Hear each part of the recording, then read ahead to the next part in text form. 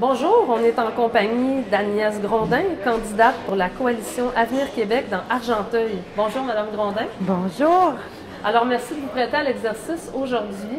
On va couvrir 4 grands thèmes et on va vous poser 2 questions par grand thème.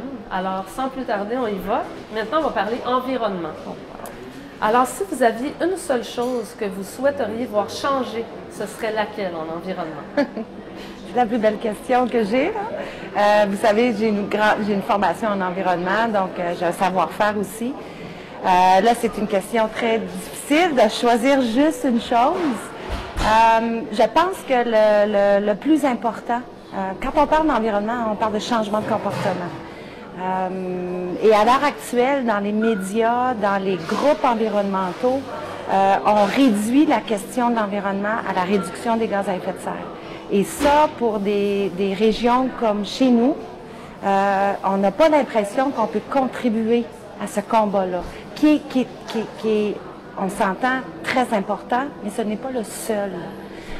Donc, moi, je souhaiterais qu'on élargisse toute la question environnementale à la ressource en eau, à l'adaptation au changement climatique. Donc, ça serait ça le principal défi.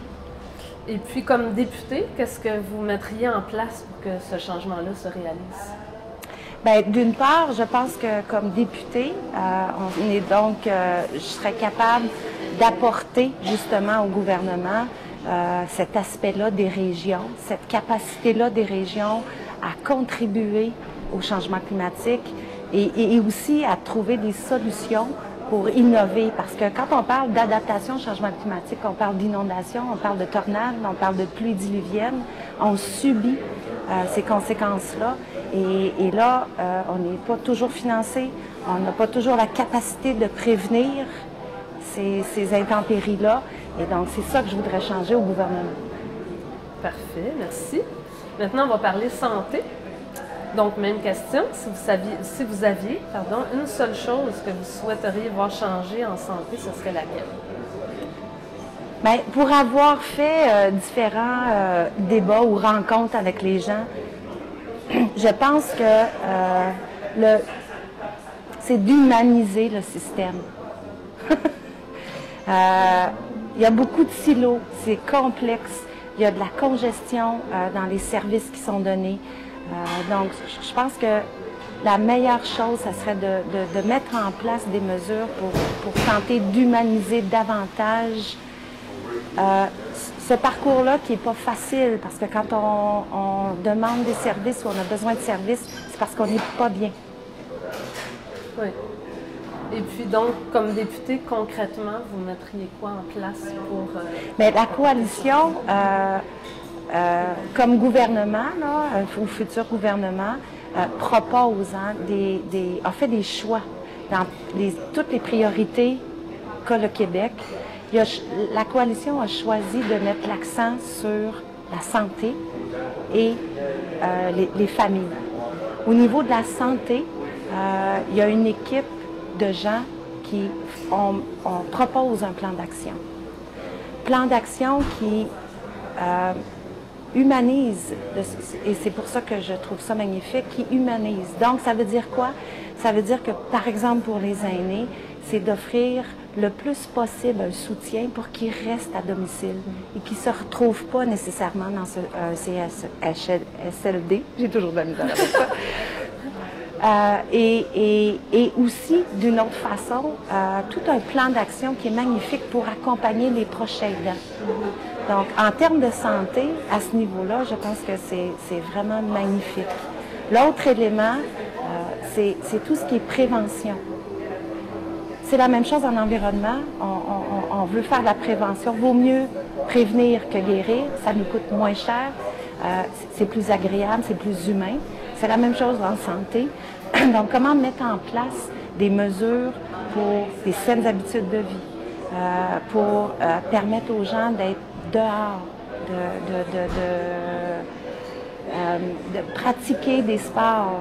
Donc, il y a plein de mesures possibles pour prévenir plutôt que guérir. Parfait. Parlons justement éducation. Oui. Donc, une seule chose que vous souhaiteriez voir changer, ce serait laquelle dans l'éducation? Moi, j'ai des enfants hein, de 21 ans et 16 ans, donc j'ai passé à travers le système d'éducation pour ces enfants-là, pour mes enfants en fait. Et ce que je souhaite, c'est qu'on décentralise l'éducation. C'est une communauté qui élève un enfant. Et là, on met beaucoup d'accent sur l'école. La pression elle est grandement mise sur l'enseignant, alors qu'il y a plein d'autres gens qui peuvent participer à l'éducation. Donc, concrètement, Concrètement, qu'est-ce qu'on fait avec ça? mais en fait, concrètement, comme député, c'est sûr qu'il y a tout un travail pour appuyer, par exemple, on voit de plus en plus dans certaines communautés de mettre en place ou de faire revivre des écoles de village. On n'a qu'à penser à Saint-Adolphe, par exemple, ou à d'autres endroits. Saint-Colomban souhaiterait aussi, tout ça. Donc, je pense que le rôle d'un député, c'est d'accompagner ces communautés-là qui souhaitent justement dire, ben, c'est une communauté qui élève des enfants. Il y a plein de façons de le faire. Mobiliser la population, arriver avec un projet, faire de la gestion intégrée. Je prends le terme en environnement, mais il est applicable partout parce que faire de la gestion intégrée, c'est d'aller travailler avec l'ensemble des intervenants possibles et voir comment que chaque morceau de casse-tête, on les colle ensemble pour en faire un projet qui est raisonnable, qui est efficient, mais qui est surtout réaliste. C'est de la concertation. Et après, le rôle du député, c'est de dire, par exemple, pour l'école à Saint-Colomban, la population est mobilisée, ou à Saint-Adolphe, ou toute autre école de village, la population est mobilisée, des intervenants embarquent dans le projet, que ce soit la commission scolaire, que ce soit le gouvernement, que ce soit tout ce qu'il faudra pour que ce projet-là soit réaliste et soutenable. Et après, c'est d'aller le défendre pour aller chercher le financement et les ressources nécessaires. Parlant de financement, on va toucher à notre dernier grand point qui est l'économie. Alors, quelle serait la chose que vous aimeriez voir changer en économie? C'est changer carrément le paradigme néoclassique de dire que quand on fait de l'économie, c'est tout de suite de faire du profit à court terme. C'est de regarder en termes de performance économique ou de croissance économique, on regarde des critères comme la création d'emplois. Donc, quand le système économique est basé sur des indices ou des indicateurs de court terme, on n'y intègre pas la notion de bien commun à l'intérieur de ça. C'est difficile de chiffrer la valeur d'un cours d'eau, la valeur d'un organisme communautaire qui contribue à la maison de la famille dans une communauté. On voit souvent ça comme des dépenses alors que c'est des investissements. C'est vraiment changer carrément le paradigme, faire de l'économie verte, mettre les ressources nécessaires, faire innover pour transformer cette vision-là de court terme et de calcul très précis. Comment vous la voyez concrètement, justement par des actions concrètes, cette innovation? Hey, je vais vous donner un exemple magnifique.